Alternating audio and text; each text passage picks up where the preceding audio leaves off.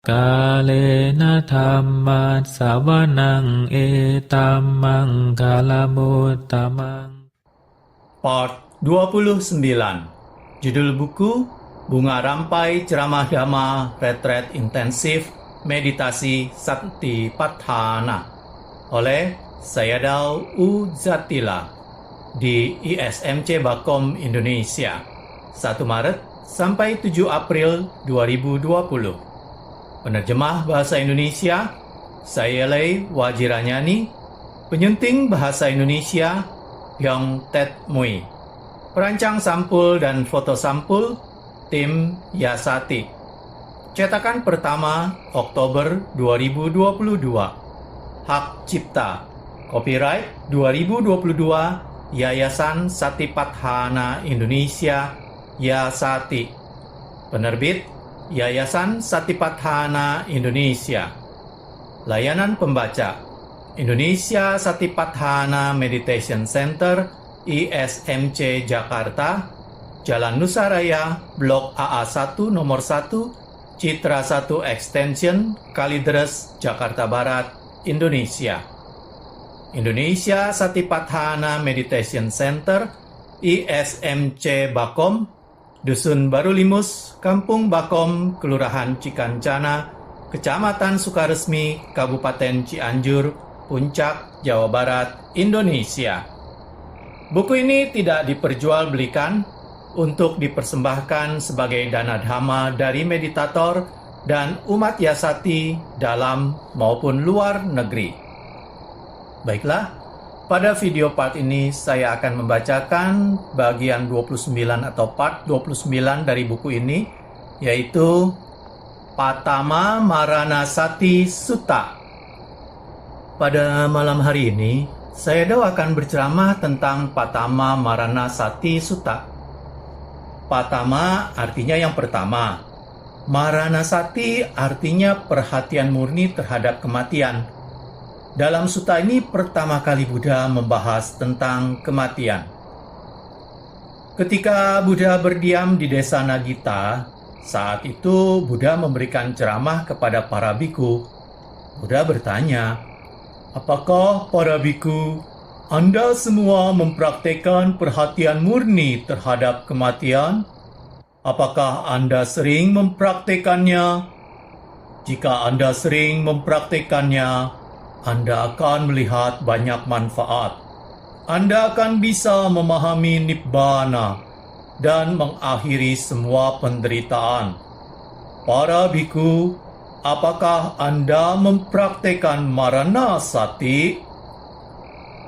Buddha kemudian bertanya, "Bagaimana para biku mempraktekannya?" Kemudian seorang biku menjawab, "Saya mempraktekkan Maranasati, perhatian murni terhadap kematian." Lalu Buddha bertanya lebih lanjut, "Bagaimanakah cara mempraktekkan Maranasati, perhatian murni terhadap kematian itu?" Lalu dijawab, "Bhante, jika saya bisa hidup sepanjang pagi dan malam, saya bisa mengerjakan pekerjaan-pekerjaan sasana. Jika saya bisa hidup dengan cara begitu, saya bisa mempraktekkan ajaran Buddha." Kemudian biku yang kedua menjawab, "Saya juga mempraktekkan perhatian murni terhadap kematian." Lalu ditanya, "Bagaimanakah cara mempraktekkan perhatian murni terhadap kematian ini?" Biku yang kedua kemudian menjawab, "Saya mempraktekannya seperti ini. Apabila saya bisa hidup 1 hari," tadi biku yang pertama mengatakan, jika beliau bisa hidup sepanjang pagi dan malam hari, artinya 24 jam. Maka biku yang kedua ini menjawab sepanjang 1 hari, artinya 12 jam. "Maka saya bisa mengerjakan banyak pekerjaan sasana. Saya bisa memperhatikan, fokus terhadap ajaran Buddha." Kemudian, biku yang ketiga mengatakan kepada Buddha, beliau juga mempraktekkan Maranasati, perhatian murni terhadap kematian. Kemudian ditanya oleh Buddha, "Bagaimanakah cara mempraktekannya?" Biku itu menjawab, ia mempraktekkan kalau ia bisa hidup dalam satu waktu makan. Biasanya, seseorang jika makan dengan perhatian murni memerlukan waktu sekitar 40-45 menit. Jadi biku itu menjawab, jika ia bisa hidup dalam satu waktu makan, ia bisa mengerjakan banyak pekerjaan sasana dan fokus terhadap ajaran Buddha. Lalu, biku yang keempat mengatakan, ia juga mempraktekkan perhatian murni terhadap kematian. Buddha bertanya, bagaimanakah cara mempraktekannya? Biku itu menjawab, seandainya ia bisa hidup untuk waktu 4 atau 5 sendok makanan dan menelannya, maka ia bisa mengerjakan pekerjaan sasana dan fokus terhadap dhamma. Demikianlah cara biku tadi mempraktekannya. Lalu, biku yang kelima mengatakan, Bhante, saya juga mempraktekkan Maranasati. Lalu Buddha bertanya, bagaimanakah cara mempraktekannya? Biku itu menjawab, praktek seperti ini. Seandainya bisa makan 1 sendok dan menelannya, ia bisa hidup untuk jangka waktu itu. Maka ia bisa mengerjakan pekerjaan sasana dan fokus terhadap dhamma. Lalu biku yang keenam mengatakan kepada Buddha, Bhante, saya juga mempraktekkan Maranasati. Buddha bertanya, bagaimanakah cara mempraktekannya? Lalu biku itu menjawab, saya praktek seperti ini. Seandainya saya bisa hidup untuk 1 tarikan dan hembusan napas, maka saya bisa memfokuskan diri pada dhamma. Demikianlah cara saya mempraktekannya. Setelah keenam biku menyebutkan bagaimana cara mereka mempraktekkan Maranasati, Buddha membuat kesimpulan. Biku yang pertama, jika ia bisa menjalani kehidupan sehari semalam, maka ia bisa melakukan banyak pekerjaan sasana dan fokus pada dhamma. Biku yang kedua, jika ia bisa hidup 1 hari, maka ia bisa melakukan banyak pekerjaan sasana dan fokus pada dhamma.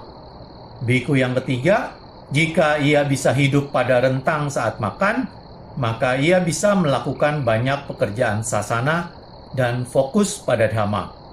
Sedangkan biku yang keempat mengatakan, jika ia bisa hidup untuk waktu 4 atau 5 sendok makan dan menelan, maka ia bisa melakukan banyak pekerjaan sasana dan fokus pada dhamma. Jadi, biku nomor 1 sampai dengan 4 ini mempraktekkan Maranasati dengan harus memusatkan perhatian banyak sekali. Bagi para biku itu, masih banyak hal yang terlupakan. Kalau praktek dengan cara itu, maka akan mengalami kesulitan untuk bisa menyingkirkan atau mencabut semua kilesa.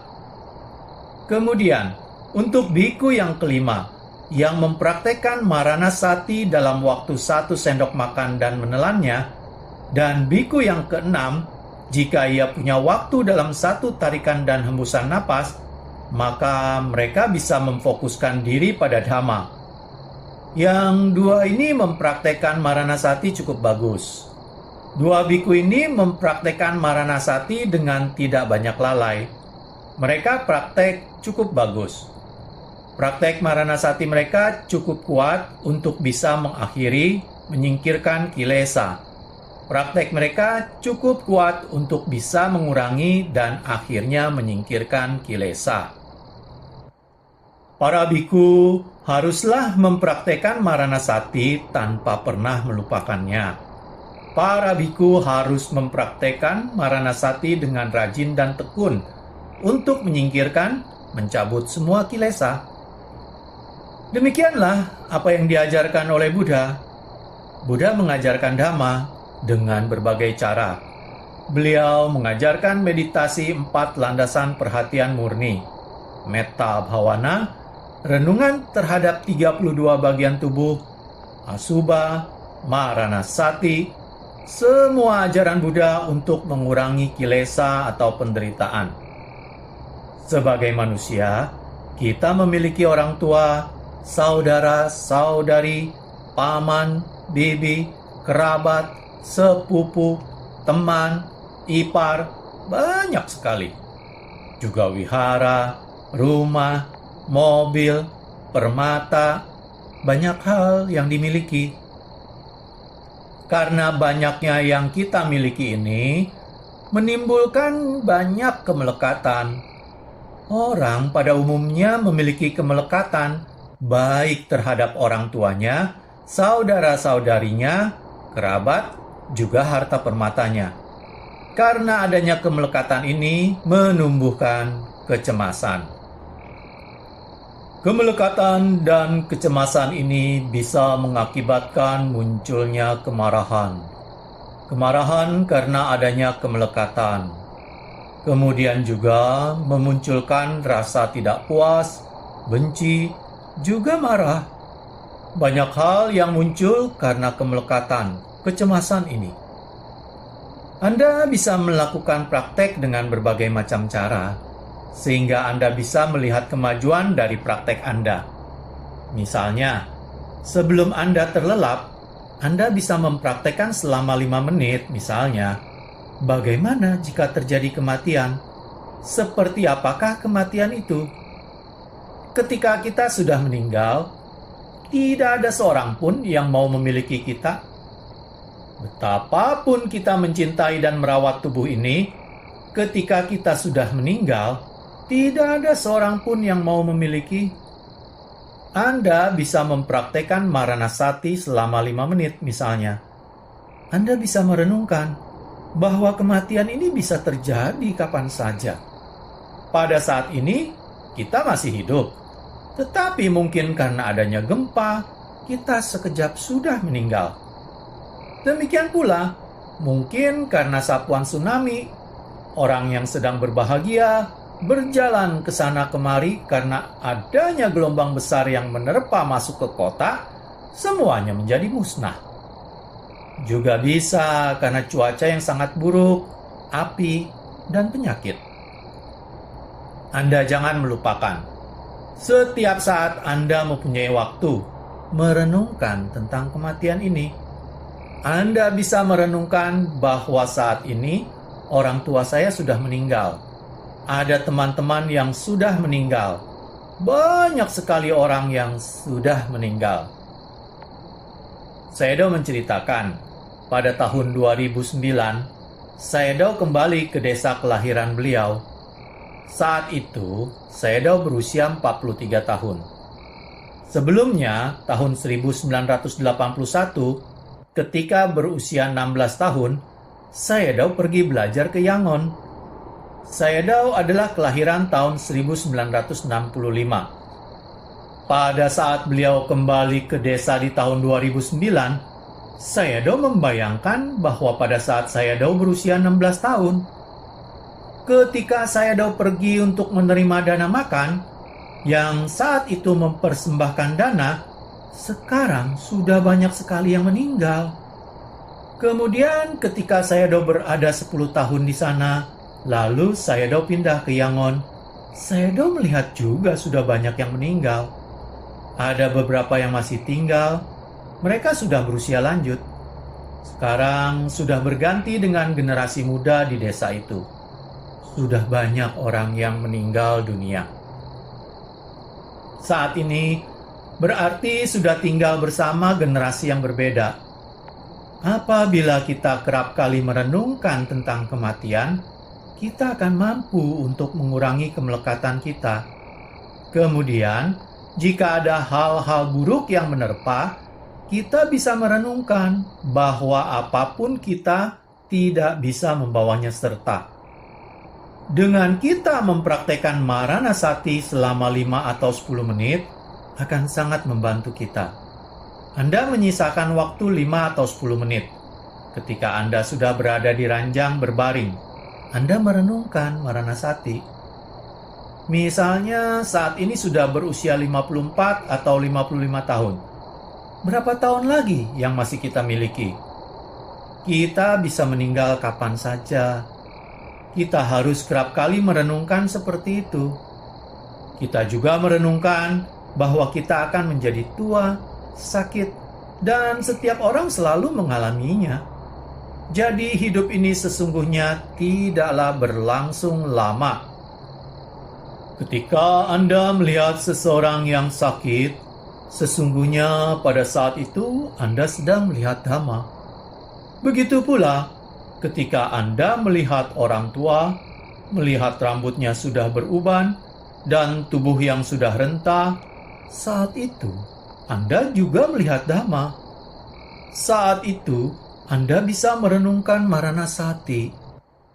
Di setiap saat Anda bisa mempraktekkan Maranasati ini, bahwa saat Anda sudah dilahirkan akan menjadi tua, sakit, kemudian mengalami kematian. Sayadaw mengatakan, setiap Sayadaw menuju ruang makan, ada rasa lapar.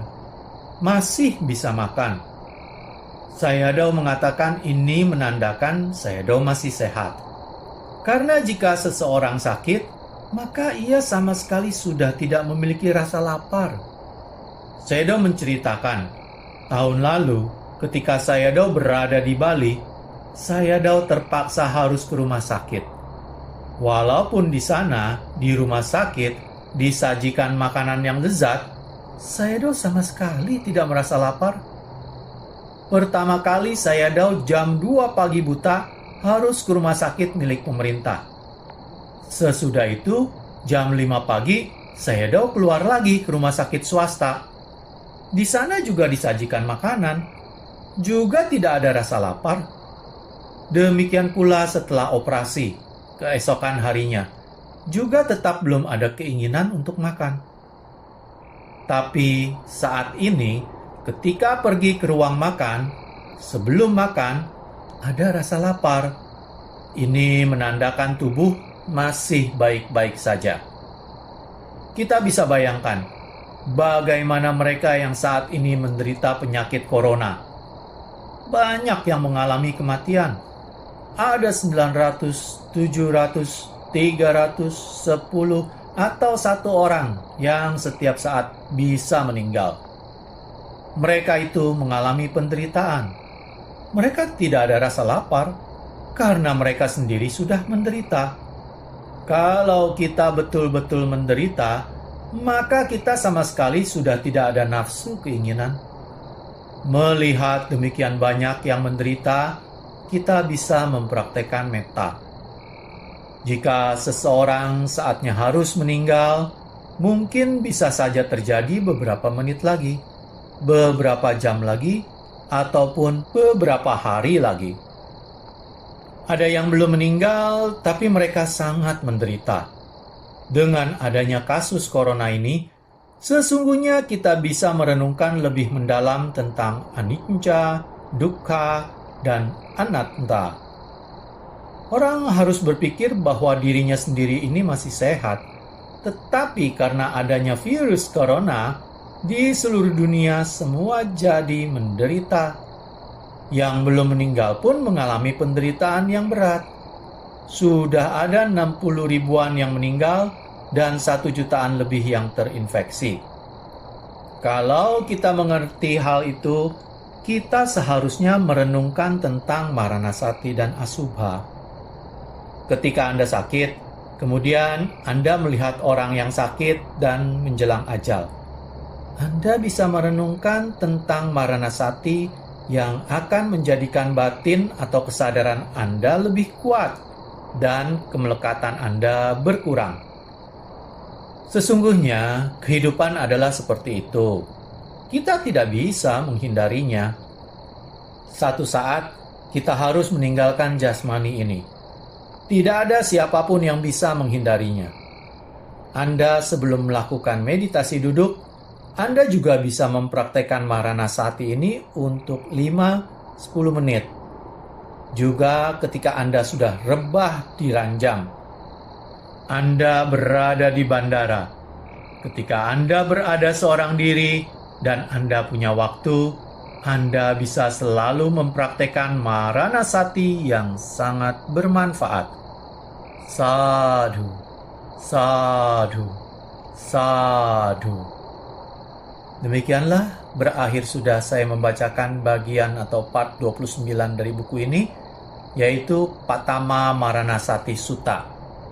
Pada video part selanjutnya, part 30, saya akan membacakan bagian atau part 30 dari buku ini, yaitu Wanapantha Sutta. Terima kasih. Kalena dhammat savanang etammang kalamuttamaṃ